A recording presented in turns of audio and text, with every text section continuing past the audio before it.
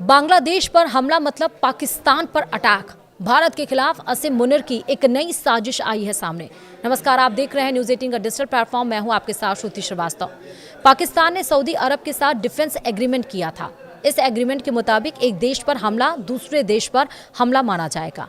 अब इसी तरह का एक और समझौता बांग्लादेश के साथ पाकिस्तान करना चाह रहा है। यह समझौता पाकिस्तान और बांग्लादेश के बीच रिश्तों में ऐतिहासिक मोड़ की तरह होगा।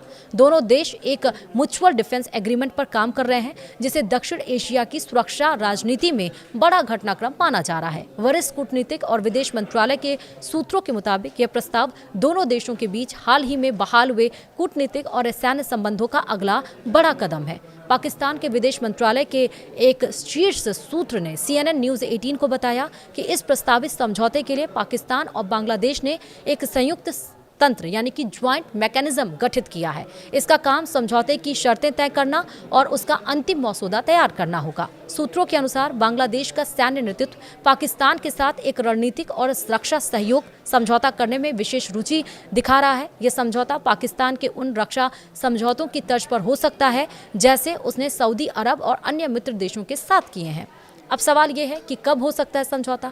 बीते कुछ महीनों में पाकिस्तान और बांग्लादेश के बीच सैन्य स्तर पर संपर्कों में तेजी आई है। दोनों देशों की थल सेना, वायुसेना और नौसेना के वरिष्ठ अधिकारियों के बीच कई दौर की बैठकें हो चुकी हैं। इन बैठकों के बाद ट्रेनिंग, कैपेसिटी बिल्डिंग और प्रोफेशनल एक्सचेंज से जुड़े कई अन्य समझौते ज्ञापन यानी कि MOUs भी साइन किए गए हैं। कूटनीतिक सूत्रों का कहना है कि म्यूचुअल डिफेंस एग्रीमेंट पर प्रगति लगातार हो रही है, लेकिन इसका अंतिम ड्राफ्ट बांग्लादेश के आम चुनाव के बाद ही तैयार होने की संभावना है, ताकि अगली सरकार इसे औपचारिक रूप से मंजूरी दे सके।